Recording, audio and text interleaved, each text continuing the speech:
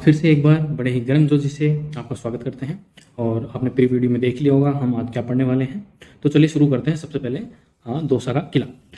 तो हम इससे पहले दो वीडियो में कहानी के माध्यम से पढ़ रहे थे राजस्थान के किलों के बारे में। तो आज हम इस दोसा का किला पढ़ने वाले हैं कहानी के माध्यम से। तो ये आपको कुछ औरतें दिख रही होंगी, ठीक है। तो ये औरतें यहाँ तक पहुँची कैसे? तो ये सीढ़ियाँ हैं, ठीक है। और ये आपको जो दिख रहा होगा ये क्या है? ये दोसा का किला है। और दोसा के किले के अंदर आपको ये गड्ढे जैसे यहाँ पे कुछ दिख रहा होगा। तो यहाँ पर पानी हुआ करता था पहले। अब क्या है? पानी है नहीं यहाँ पर। तो ये आपको सीढ़ियाँ नजर आ रही है। अब दोसा का किला अगर आपको याद करना है कि दोसा का किला कौन सी पहाड़ी के ऊपर स्थित है, तो यह है देवगिरी की पहाड़ी पर। अब ये देवों के लिए आपने सिंधु घाटी सभ्यता के अंदर पढ़ा है कि आपको बड़ा ही स्नानागार मिला है और स्नानागार के अंदर सीढ़ियाँ देखने को मिलती है। तो वो क्या है? मतलब उसके एक ऐसा स्पेसिफिकेशन दिया जाता है, एक तथ्य दिया जाता है कि यह सामूहिक स्नान के लिए होता था, ठीक है। मतलब जैसे धर्म के कोई काम होते थे या देवों की पूजा पाठ के लिए स्नान, सामूहिक स्नान होता था। तो वैसे ही जो दोसा का किला है वो देवगिरी के पहाड़ी के ऊपर है। देवगिरी के पहाड़ी के ऊपर ये बना हुआ है। तो ये आपको पूछा जा सकता है, ये जो आपको पहाड़ी दिख रही है कौन सी? ये वाली, ये पूरी पहाड़ी। ये तो किले के अवशेष बचे हैं अब, मतलब ज़्यादा एकदम परिपक्व तरीके से जो काफ़ी पुराना किला है ये, तो पूरा सही से है नहीं। मैनेजमेंट की ये गलती हो सकती है, ठीक है। तो एक तो ये है कि ये देवगिरी की आकृति की जो पहाड़ी, जो देवगिरी नामक जो पहाड़ी है उसके ऊपर ये बना हुआ है। ये दिख रहा होगा आपको। ये देखिए यहाँ पे पानी हुआ करता था। तो जो दुर्ग किला है उसकी सारी जलापूर्ति यहीं से होती थी। मतलब ऐसे राजा यहाँ चढ़ के और इसमें ऐसे कूदता था। रानियाँ यहाँ देख के रानियों को यहाँ खड़ा कर देता था और देखती थी रानियाँ। तो काफ़ी एकदम मोटिवेटेड फील करता था वो, ठीक है। तो एक तो ये देवगिरी की पहाड़ी पर है। ऊपर से इसका आकार किस प्रकार हो सकता है? जैसे आपने राजस्थान के अंदर गांव के अंदर आपने अगर देखा हो तो छाजला होता है। तो पहले तो क्या होता था कि जैसे खेत से फसल काट ली, खेत से फसल काटने के बाद उसके अंदर कुछ इम्प्योरिटीज रह जाती थी। मतलब कुछ फूसके वगैरह या कुछ डंठल वगैरह फसल के वो रह जाते थे। तो जो छाजला होता था, तो छाजला इस प्रकार का होता था, जैसे मैं आपको बताऊं। छाजला होता था ऐसा छाजला होता था, ठीक है। तो यहाँ पे अनाज को रखकर वो साफ किया जाता था, ठीक है। अनाज को रखकर यहाँ पे साफ किया जाता था। तो इस किले की जो आकृति है वो छाजले की आकृति की जैसी है। तो हमने दो पार्ट पढ़ा, दो फैक्ट पढ़ लिए हमने दोस्तों के किले के, कि एक तो यह है देवगिरी नामक पहाड़ी के ऊपर बना हुआ है, दूसरा इसकी आकृति छाजले के समान है। और इसको किसने बनवाया था? तो इसको बनवाया था कछवा शासकों ने। किसने बनवाया था? कछवा शासकों ने इस किले का निर्माण किया था। क्योंकि कछवा शासकों की जो प्रारंभिक राजधानी थी कछवा शासकों की, वो आपको पता होगा क्या थी? दोसा थी। तो जब राजधानी दोसा थी तो वहां पे किले का निर्माण भी होगा। तो कछवा शासकों ने इस किले का निर्माण करवाया था। तो दोसा के किले से इतनी इन्फॉर्मेशन आपको याद रखनी है, क्योंकि एग्जाम के पॉइंट ऑफ व्यू से आपको ये काफ़ी इन्फॉर्मेशन है। और अगर आपको एक्स्ट्रा चाहिए तो आप बुक से या यूट्यूब के ऊपर काफ़ी इन्फॉर्मेशन है, तो वहाँ से आप ध्यान रख सकते हैं। तो कहानी ये है कि कछवा शासक दोसा घूमने गए। दोसा घूमने के दौरान उन्होंने देखा कि एक देवगिरी नामक पहाड़ी है, तो चलो इस पे कुछ नया बनाया जाए। तो उन्होंने छाजले की आकृति का एक किला यहाँ पर बनवा दिया और उस किले के अंदर एक बावड़ी जैसा, एक कुएं नुमा संरचना बनाई, जिसके अंदर बरसात का पानी इकट्ठा होता था। और उस किले की जो दोसा का किला है, उस किले के अंदर जो जल की जो आवश्यकताओं की जो पूर्ति है वो इस बरसात के पानी से की जाती थी, ठीक है। आई होप आपको ये समझ में आ गया होगा। नेक्स्ट है जूनागढ़ का किला। अब जूनागढ़ का किला जो है वो है कहाँ पर? तो ये आपको पता होना चाहिए। ये एक्चुअली बीकानेर के अंदर है। कहाँ पर है? बीकानेर के अंदर, जो राजस्थान के उत्तर में पड़ता है। कहाँ पड़ता है? राजस्थान के उत्तर में। और यहाँ पर थार का मुस्तल का थोड़ा सा विस्तार देखने को मिलता है। अब इस किले की जो आकृति है वो कैसी है? वो है चतुर्भुजाकार। कैसी है? चतुर्भुजाकार है। और चतुर्भुज कैसा होता है? चतुर्भुज होता है ऐसा। तो इस किले की आकृति भी ऐसी है। कौन सा किला है? जूनागढ़ का किला है, जो कि कहाँ पर है? बीकानेर के अंदर है। और इसकी आकृति कैसी है? तो इसकी आकृति चतुर्भुजाकार। अब कहानी इस तरह से है जूनागढ़ के किले की कि सब राजा थे, ठीक है, अपनी अपनी रियासतों की। तो सब लोग देख रहे थे कि यार कोई छाजले की आकृति का बना रहा है, कोई मोर की आकृति का बना रहा है, कोई पतंग की आकृति का बना रहा है, कोई क्या बना रहा है।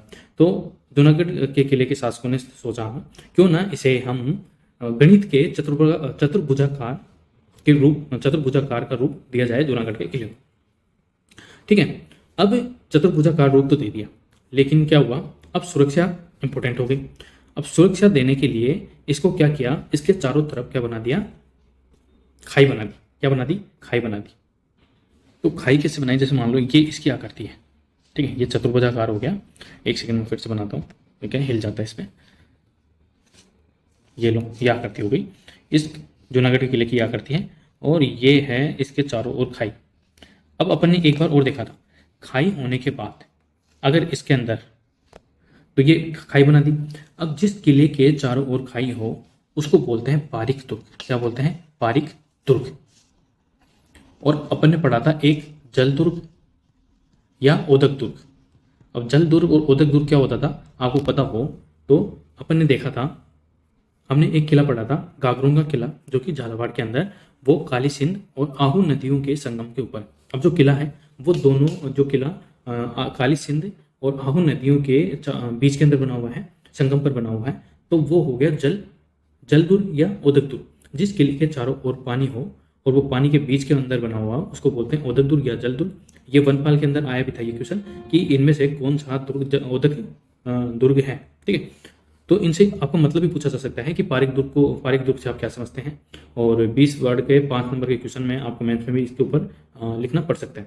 पारिक दुर्ग वो होता है जिस किले के चारों ओर खाई बनी हुई हो, उसको पारिक दुर्ग कहते हैं। और ये क्यों बनाते थे, ये सुरक्षा की दृष्टि से बनाते थे, ताकि कोई भी आक्रमणकारी डायरेक्ट किले के ऊपर आक्रमण ना कर सके। बीच के अंदर एक अवरोधक बना दिया जाता था, या तो जल का या फिर एक खाई का, और खाई के अंदर घास फूस डाल के उसके ऊपर तेल छिड़का, जो तेल होता है वो छिड़क देते थे, ताकि अगर आक्रमण हो तो उस तेल के अंदर आग लगा दें, और वो जो सैनिक जो आक्रमणकारी हैं वो उसको पार ना करके किले तक पहुंच ना पाए। आई होप आपको समझ में आ गया होगा। तो अपन ने जूनागढ़ किले के बारे में क्या क्या पढ़ लिया।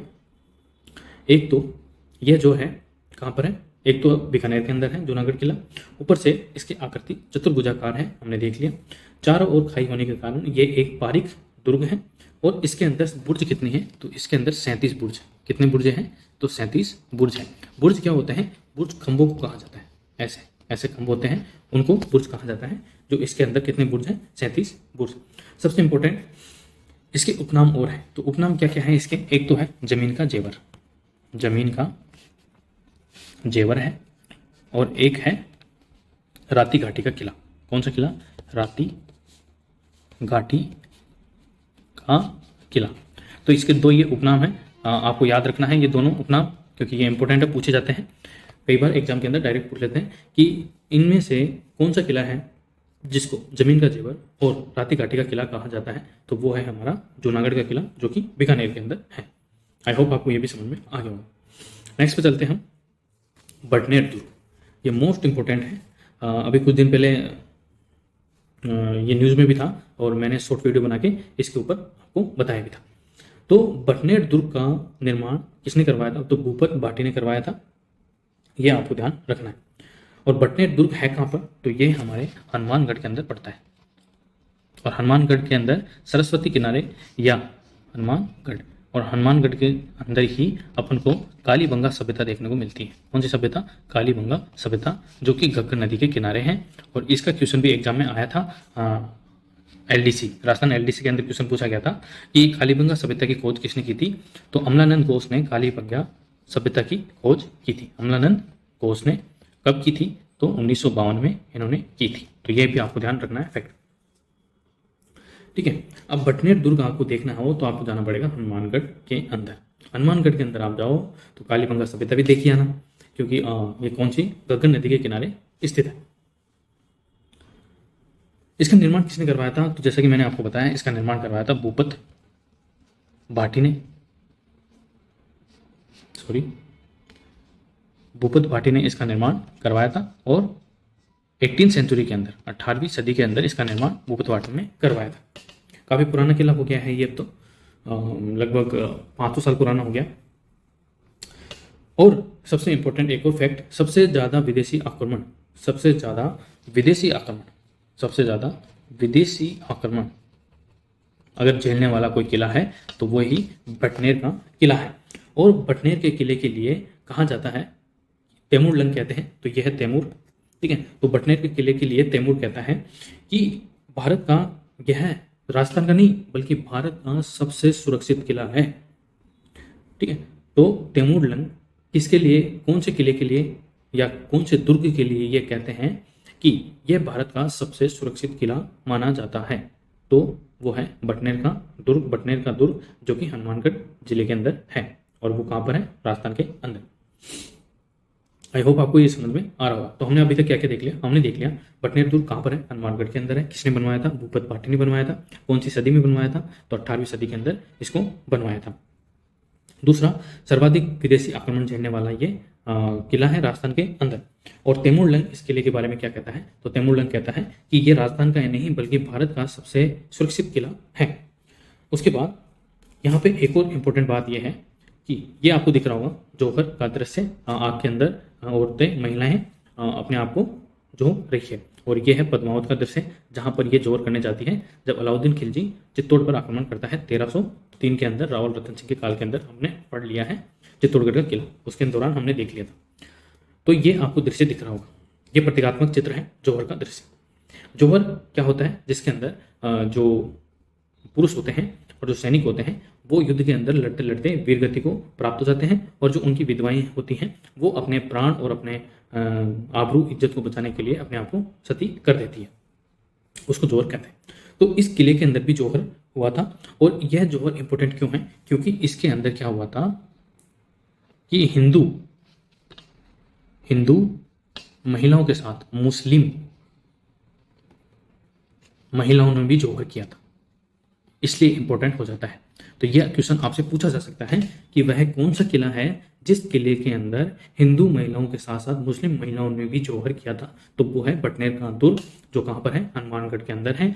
18वीं सदी के अंदर बनाया गया था। किसने बनवाया था, तो बनवाया था भूपत भाटी ने, जो भाटी वंश का शासक था। उसके बाद यह है कच्ची ईंटें। कच्ची ईंटें अगर आपने नहीं देखी है तो ये देख लीजिए, ये कच्ची ईंटें हैं, और जब ये पक जाती है तो इनका कलर कैसा हो जाता है, तो इनका कलर हो जाता है रेड। कैसा हो जाता है, तो इनका कलर हो जाता है रेड। तो जो ये किला है वो चूने प्लस कच्ची ईंटों से बनाया गया है। चूने के साथ साथ कच्ची ईंटों से ये बना हुआ है, तो ये भी आपको ध्यान रखना है। आपसे पूछा जाए कि वह कौन सा दुर्ग है जो चूने के साथ साथ जो कच्ची ईंटें हैं उससे बना हुआ है, तो वह है बटनेर का दुर्ग हनुमानगढ़ के अंदर। और इस किले के अंदर मैं आपको बता दूं, ये बुर्ज है 1 2 3 4 ऐसे, ठीक है। तो इसके अंदर कुल 52 बुर्ज है। कितने हैं, 52 बुर्ज है। और सबसे ज़्यादा बुर्ज अगर आपको देखने को मिलेंगे तो बटनेर के दुर्ग के अंदर ही देखने को मिलेंगे, तो ये भी आपको ध्यान रखना है। दूसरा एक और फैक्ट आप देख लीजिए, इसके अंदर अपन को देखने को मिलती है भद्रकाली माता का मंदिर। कौन सा मंदिर, भद्रकाली माता का मंदिर। आपसे पूछा जाए कि भद्रकाली माता का मंदिर कौन से दुर्ग के अंदर है, तो बटनेर के दुर्ग के अंदर है, जो कि हनुमानगढ़ राजस्थान के अंदर है। आई होप आपको ये समझ में आ गया हो। तो हमने अभी तक पढ़ लिया दौसा का किला, जूनागढ़ का किला और बटनेर का दुर्ग। नेक्स्ट है हमारा जयगढ़ दुर्ग। तो हमने सेकंड वीडियो में देखा था आमेर का किला, ठीक है। और अब हम देखने जा रहे हैं जयगढ़, जो कि कहाँ पर है, आमेर की पहाड़ी के ऊपर ही है, बना हुआ है, ठीक है। तो ये भी आपको ध्यान रखना है। तो ये इसका अंदर का दृश्य है जयगढ़ का। जयगढ़ का किला जयपुर के अंदर है, जयपुर आमेर के अंदर है। आपको अगर आप वहाँ पे घूमने जाओ तो बहुत ही शानदार किला यह देखने को आपको मिलेगा। इसकी शुरुआत इसके निर्माण की जो शुरुआत है वो किसने करवाई थी, तो वो करवाई थी मान सिंह ने। किसने करवाई थी, मान सिंह ने करवाई थी, ठीक है। फिर इसको पूर्ण किसने करवाया था, मतलब मान सिंह अपनी मृत्यु को प्राप्त हो गए थे, फिर इसको पूर्ण किसने करवाया था, तो इसको पूर्ण करवाया था हमारे मिर्जा राजा जय सिंह ने इसको पूर्ण करवाया था, और इन्हीं के नाम पर इसका नाम जयगढ़ पड़ा, ठीक है। तो ये आपको ऐसा किला देखने को मिलेगा, आपको दिख भी रहा होगा इसके अंदर, ठीक।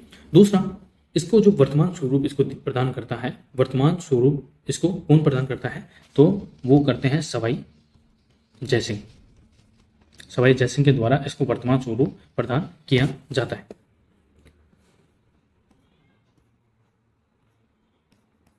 उसके बाद इसको एक जैसे हमने देखा था कि जो झालावाड़ का किला था, ठीक है, उसको संकटकालीन जैसे कुंभलगढ़ का जो किला था उसको संकट मोचक किला कहा जाता है, ठीक है। वैसे ही जो ये जयगढ़ है उसको आमेर की संकटकालीन राजधानी कहा जाता था। संकटकालीन राजधानी मतलब अगर आमेर के शासकों पर कोई संकट आता था तो इस किले के अंदर आ जाते थे और वो अपने आप को ऐसी रणनीति बनाते थे यहाँ पर कि वो अपने आप को इस संकट से मुक्त कर सके। इसके अंदर रहस्यमयी सुरंगें होने के कारण इसको रहस्यवादी किला भी कहा जाता है, ठीक है। और आपातकाल के दौरान इसकी खुदाई भी की गई थी इस संशय में कि यहाँ पर खजाना गड़ा हुआ है। क्या गड़ा हुआ है? खजाना गड़ा हुआ है। इस वजह से आपातकाल के दौरान यहाँ पर खुदाई भी हुई थी। अब आपातकाल किसके दौरान हुआ था? तो इंदिरा गांधी के समय इसकी खुदाई होती है। यहाँ पर अपन को देखने को मिलता है क्या क्या क्या, एक तो खजाना, ठीक है, ऊपर से हथियार खाना और जयबान तोप मैं आपको दिखाऊं तो ये है जयबान तोप। कौन सी तोप है? जयबान तोप है। ये देखिए, यह है जयबान तोप और यह है दुनिया की सबसे बड़ी तोप है, सबसे बड़ी तोप है। और कहा जाता है कि इसको बनाने के बाद सिर्फ एक बार यह चली थी और इसका गोला इतनी दूर जाके गिरा था उस गांव का नाम था चाकसू। और वहां पर कहा जाता है कि इस गोले के कारण वहां पर एक तालाब बन गया था, छोटा तालाब वहां पर एक बन गया था। और इसकी आवाज इतनी तेज थी कि जो प्रेग्नेंट औरतें थी आसपास, ठीक है, उनका गर्भपात हो गया था, ठीक है, उनका अबॉर्शन हो गया था, मिसकैरेज हो गया था उनका, इतनी तेज आवाज थी इसकी। तो ये दुनिया की सबसे बड़ी तोप है जो बनाने के बाद सिर्फ एक बार चलाई गई है और यह जयगढ़ के एकदम टॉप पे रखी हुई है। ये है हमारे राजा मानसिंह है, मिर्जा राजा मानसिंह, सवाई मानसिंह है ये, ठीक है, सवाई मानसिंह। ये इसका फ्रंट व्यू है। कबूतर की हिम्मत तो देखो, यहाँ पर तोप के एकदम अंदर बैठा है, ठीक है। तो कई अंग्रेजों ने भारतीयों को तोप के आगे लगाकर उड़ा दिया था तोप से। जैसे कि राजस्थान के अंदर जो 1857 की क्रांति होती है उसके अंदर 2 लोगों को तोप के आगे लगाकर उनको उड़ा दिया था। तो यह जयबान तोप का फ्रंट व्यू है, ठीक है। तो ये भी आपको ध्यान रखना है। और ये इसका साइड व्यू है। काफ़ी बड़ी तोप है ये, आपको पिक्चर के अंदर थोड़ा ऐसे ही है। अगर आप जयपुर घूमने का कभी मन हो तो, और कभी आओ जयपुर घूमने का, अगर आपको समय मिले, टाइम मिले और कभी मौका मिले तो इस तोप को जरूर देखें। जयगढ़ दुर्ग है उसको जरूर आपको विजिट करना चाहिए, क्योंकि जो राजस्थान की जो हिस्ट्री है वो काफ़ी रोमांचक है और गौरवान्वित करने वाली है। तो घूमे फिरे और अपने माइंड को फ्रेश रखें। इसके अंदर एक और है विजयगढ़ी बंदीगृह। तो ये विजयगढ़ी बंदीगृह क्या है? तो इसके अंदर क्या था, जो ये बंदीगृह था जिसके अंदर राजनीतिक कैदियों को रखा जाता था। अब विजयगढ़ी नाम क्यों पड़ा इसका? क्योंकि जो सवाई जयसिंह था उसने अपने भाई विजय सिंह को इसके अंदर बंदी बनाकर रखा था, इसलिए इसको विजयगढ़ी बंदीगृह कहा जाता है। और ये भी जयगढ़ के अंदर ही है, ये भी आपको ध्यान रखना है। तो आई होप हमने पढ़ा, एक तो पढ़ लिया हमने दौसा का किला, उसके बाद हमने पढ़ा जयगढ़ का किला जो अभी लास्ट में था, ठीक है। उसके बाद अपन ने बटनेर का दुर्ग पढ़ लिया और हमने पढ़ा जूनागढ़ का किला। तो आई होप आपको ये वीडियो कैसा लगा। अगर अच्छा लगा तो प्लीज़ वीडियो को लाइक करें, शेयर करें और चैनल को सब्सक्राइब जरूर करें, ठीक है। तो थैंक यू सो मच।